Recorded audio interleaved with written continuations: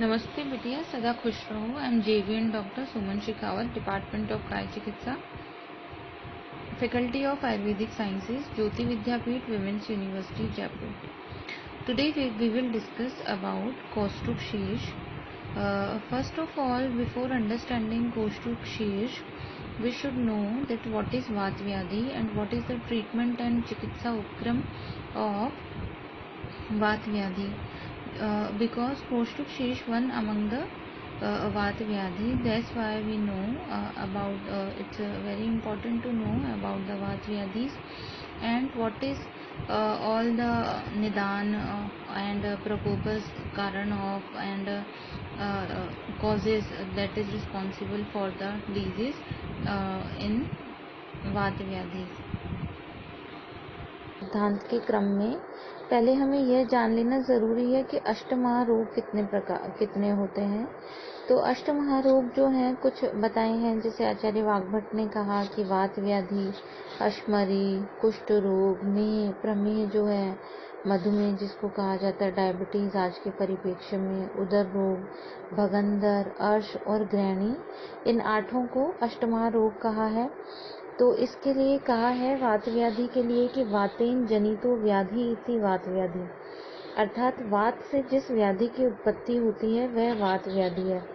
इस निरुक्ति से ज्वर आदि जो है रोग आ जाएंगे, इसलिए यह निरुक्ति पूर्णतः ठीक नहीं है। अब इसी में कहा गया है कि वात एवं व्याधि इति वात व्याधि, वात ही व्याधि है, यह मान्य नहीं है। विकृत वात जनितो असाधारणो व्याधिर्वात व्याधि, यानी विकृत वात से उत्पन्न असाधारण व्याधि वात व्याधि है, यह पूर्णतः सही है।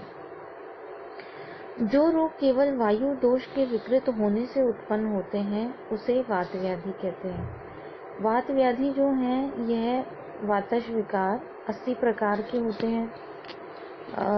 इसके अंदर जो है अगर हम देखें कि इसका सामान्य निदान, तो वात विकार जो है इनका सामान्य निदान इस प्रकार से होता है, जैसे कि वातवर्धक आहार का सेवन करने से जैसे रूक्ष, शीत, लघु, कटु, तिक्त कषाय, अल्प मात्रा में, खर, विशद, उपवास विरुद्ध असात्म्य आहार का सेवन करने से, ये सभी वातवर्धक आहार हैं। अगर हम वातवर्धक विहार की बात करें तो इसमें वेग धारण, भय, शोक, चिंता, अति मैथुन, रात्रि जागरण, अति व्यायाम, अति पैदल चलना, उच्च भाषण, अधिक भार उठाना, ये सभी वातवर्धक विहार हैं। मार्गावरोध अर्थात वायु के मार्ग में अवरोध, धातु क्षय, रसादी धातुओं का क्षय, किसी रोग के कारण अतिकृश हो जाना, यह भी वात व्याधि की उत्पत्ति कर सकता है। दोष या धातु का आवरण, आम दोष के कारण पंचकर्म सम्यक प्रकार से ना होना।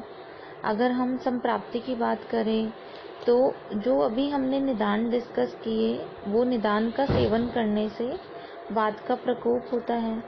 यह प्रकोपित वात व नाड़ियों की क्रिया सम्यक प्रकार से नहीं होती प्रकोपित वात के कारण, तो इसकी वजह से या तो वात के कर्मों की वृद्धि होती है या वात के कर्मों का ह्रास होता है। अगर वात के कर्मों की वृद्धि होगी तो आक्षेपक, कंपवात आदि रोग होंगे। अगर वात के कर्मों का ह्रास होगा तो पक्षाघात आदि रोग होंगे।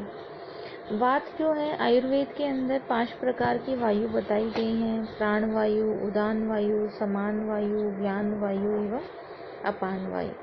अगर हम प्राण वायु की बात करें तो प्राण वायु का स्थान होता है सिर। इसके अतिरिक्त हृदय, फुफ्फुस, कंठ आदि भी इसके स्थान हैं। इसकी विकृति में फुफ्फुस व हृदय के रोग होते हैं। अगर हम उदान वायु की बात करें तो इसका मुख्य स्थान होता है कंठ एवं फुफ्फुस। इसकी विकृति से श्वास संबंधी कंठ रोग होते हैं। अपान वायु, इसका मुख्य स्थान ग्रहणी है। इसकी विकृति से ग्रहणी, उदरशूल, अनहा, अतिसार आदि रोग होते हैं। व्यान वायु, यह हृदय व सर्व शरीरगत व्याप्त रहती है। इसकी विकृति से दुर्बलता, कृशता, मांसपेशी क्षय आदि रोग होते हैं। अपान वायु, इसका मुख्य स्थान नाभि के नीचे है। इसकी विकृति से मूत्रकृच, मूत्राघात, अश्मरी, आर्श, गर्भ की असम्यक प्रवृत्ति आदि रोग होते हैं। इसी प्रकार से जो है हम अगर वात व्याधि देखें तो वात व्याधि ऐसी व्याधि होती हैं जिनका कोई पूर्व रूप नहीं होता, अर्थात ये जो व्याधियां हैं इनका सीधा लक्षण प्रकट होता है। जैसे कुछ व्याधियां होती हैं पक्षाघात, तो सीधे लक्षण आते हैं उस पक्षाघात में। अगर किसी को पैरालिसिस होगा तो सीधे सिम्टम देखने को मिलेंगे। इसी प्रकार से किसी को अगर सियाटिक ग्रंथि जन्य पेन है तो सीधे लक्षण देखने को मिलेंगे। ऐसा नहीं है कि पहले पूर्व रूप आएगा और फिर लक्षणों की उत्पत्ति होगी। अगर हम जो है इसकी वात व्याधि की बात करें तो व्यक्त लक्षण ही इसका पूर्व रूप होता है। इसका पूर्व रूप जो है वो अव्यक्त है और व्यक्त लक्षण ही इसके रूप होते हैं। वात व्याधियों की अगर सामान्य लक्षण की बात करें तो संधियों में जकड़ाहट होना, अस्थि भग्न होना, संधि विच्युति, अपने स्थान से संधियों का हट जाना, अंगों का शोष हो जाना, लंगड़ापन, पंगुता, कुबड़ निकल आना, अनिद्रा होना, शुक्र का नाश होना, गर्भ का नाश होना, रज का क्षय होना, अंगों में सूनापन आना, अंगों में फड़कन होना, सिर में जकड़ाहट होना, गर्दन का टेढ़ा हो जाना या अंगों में सुई चुभने के समान वेदना का हो जाना। इस प्रकार से इसके लक्षण बताए गए हैं।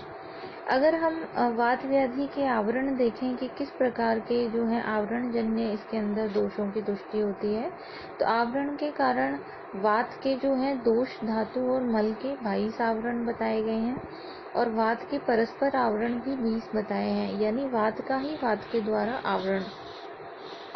इस प्रकार से जो है वात व्याधि की अगर हम देखें कि ये जो कंडीशंस हैं इनमें किस तरह के चिकित्सा उपक्रम का प्रयोग किया जाता है, तो वात व्याधि चिकित्सा के सिद्धांत व अगर चिकित्सा सूत्र देखें तो इसमें स्नेहन, स्वेदन, संशोधन, नस्य, धूमपान, रसायन प्रयोग, आवरण में उपचार, इनका प्रयोग करते हैं। जैसे वात व्याधि में अगर हम स्नेहन की बात करें तो स्तब्धता रहित वात विकार में घृत, तेल, वसा, मज्जा के बाह्य एवं आभ्यंतर प्रयोग से स्नेहन कराना चाहिए। स्नेहन में स्तब्धता रहित वात विकार में घृत, तेल, वसा और मज्जा के बाह्य व आभ्यंतर प्रयोग से स्नेहन कराना चाहिए। अगर हम स्वेदन की बात करें तो सम्यक स्नेहन के बाद स्वेदन कराना चाहिए। अगर हम स्वेदन के लाभ देखें तो जैसे अंग मृदु हो जाते हैं, दोष जो होते हैं वे शाखा से कोष्ठ में आने पर ही उन्हें आसानी से शरीर से बाहर निकाला जाता है।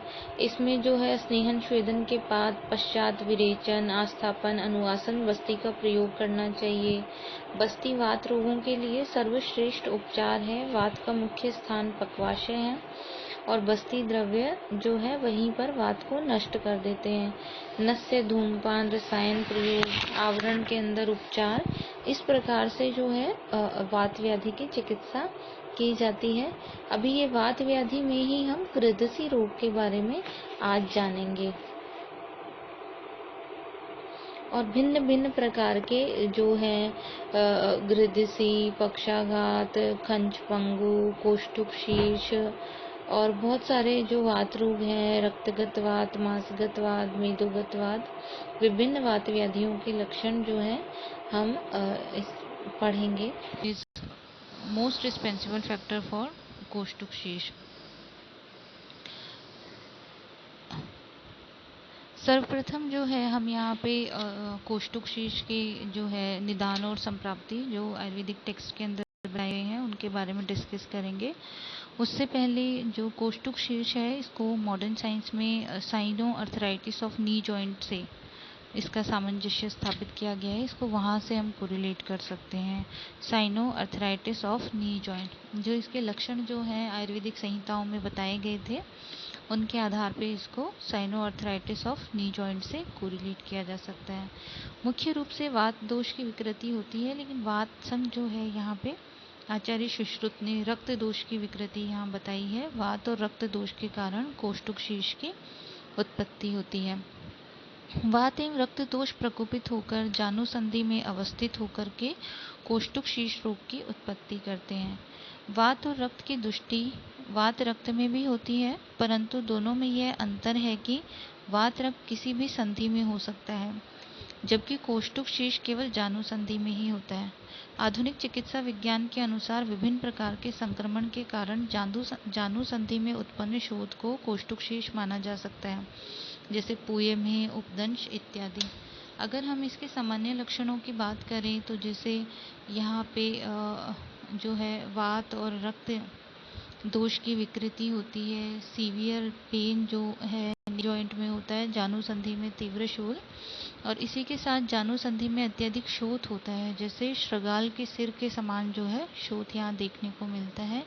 Severe inflammation of knee joint. अगर हम वात जो है कोष्ठुक शीर्ष के निदान की बात करें तो जिस प्रकार जो है वातवर्धक आहार विहार और जो है रक्त वर्धक या रक्त प्रकोपक आहार विहार का सेवन करने की वजह से इन दोनों दोषों की दृष्टि होती है, और कोष्ठुक शीर्ष जो है जानु संधि में जो है कोष्ठुक शीर्ष रोग की उत्पत्ति होती है, अत्यधिक शोथ और शूल के साथ में।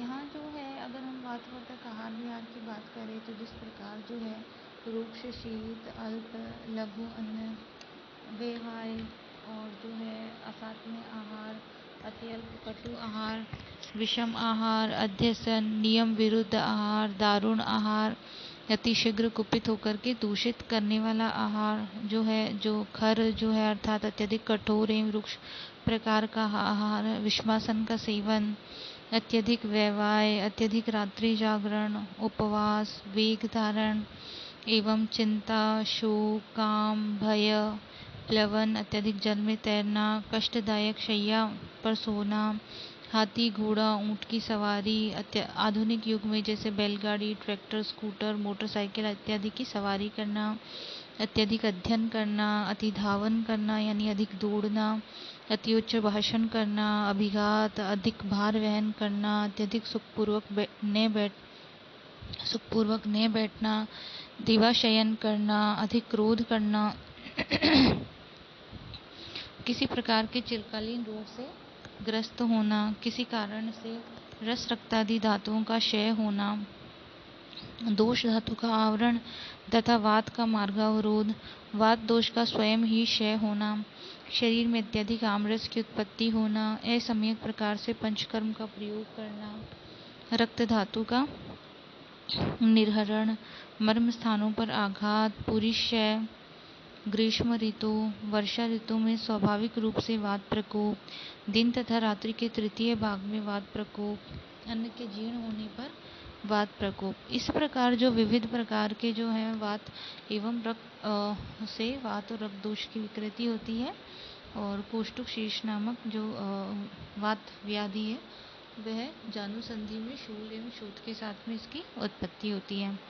यहाँ पे जो है वात रक्तनाशक चिकित्सा, अभ्यंग, रुक्ष स्वेदन इस प्रकार से जो है चिकित्सा दी जाती है, जैसे कि किशोर गुग्गुल, अमृता गुग्गुल या शुद्ध कुपिलु का यहाँ पे प्रयोग किया जा सकता है। इसी प्रकार जो है जैसे अजमोदादी चूर्ण या पंचकोल चूर्ण, गोदंती भस्म, प्रवाल पंचामृत इनका प्रयोग कर सकते हैं चिकित्सार्थ, या फिर जैसे दशमूला रिष्ट है, कुमारी आसव है, संभाग जल के साथ दिए जा सकते हैं पेशेंट को, जो है व्यायाम और पथ्य सेवन इसके लिए उपयोगी सिद्ध होता है। इसी प्रकार जो है अगर हम आचार्य सुश्रुत की बात करें तो उन्होंने निदान स्थान में कोष्ठुक शीर्ष के लिए कहा है वात शोणितजः शोफो जानु मध्ये महारुजः शिरः कोष्ठुक पूर्वम तु स्थूल कोष्ठुक मूर्धवतः। वात शोणितजः शोफो जानु मध्ये महारुजः शिरः कोष्ठुक पूर्वम तु स्थूलः कोष्ठुक मूर्धवत। अर्थात जो है जो वात और शोणित यानी वात और शोणित जो है रक्त के लिए आया है, वात और शोणित दोष की कुपित होने की वजह से जानु मध्य यानी जानु संधि जो नी जॉइंट है इसके मध्य महारुज यानी तीव्र पेन, रुज जो है शूल के लिए पेन के लिए आया, रोगी को अत्यधिक पेन होता है, शोफो या शोथ इन्फ्लेमेशन के लिए है, और जो है शोथ की उत्पत्ति होती है। इसी के अलावा शिरः कोष्ठुक पूर्वम तो स्थूल कोष्ठुक मूर्धवत, यानी कोष्ठुक जो है यहाँ पे श्रृगाल के लिए है। श्रृगाल के सिर के समान जो है वो हो जाता है, जो जानु संधि है, ठीक है, इतना स्थूल हो जाता है, और उसमें शूल होता है, उसके अंदर होता है। ये जो व्याधि है इसे कोष्ठुक शीर्ष कहा गया है। इसी प्रकार इसके चिकित्सा के क्रम के अंदर भाव प्रकाश ने कहा है मध्यम खंड में, वात रक्त क्रियाभिश्च वात रक्त क्रियाभिश्च जयेद जम्बूम मस्तकम, अर्थात वात रक्त शामक चिकित्सा करने से जो कोष्ठुक शीर्ष है इसको ठीक किया जा सकता है। इस प्रकार से जो है इसकी चिकित्सा की जाती है। सर्वप्रथम जो है यहाँ शूल होने की वजह से रोगी को रुक्ष स्वेदन दिया जाता है, जिससे शूल और शोथ जो है उसके अंदर पेशेंट को आराम आए, और फिर इसी प्रकार जो है आगे वात रक्त नाशक चिकित्सा करके और इसको ट्रीट किया जाता है। Thank you. I hope you all are satisfied with this session. This session is powered by digital version 2.0 Jyoti Vidyapit Women's University Jaipur. If you feel any kind of problem with this session, please mention it in comment box. I will resolve it soon. Thank you.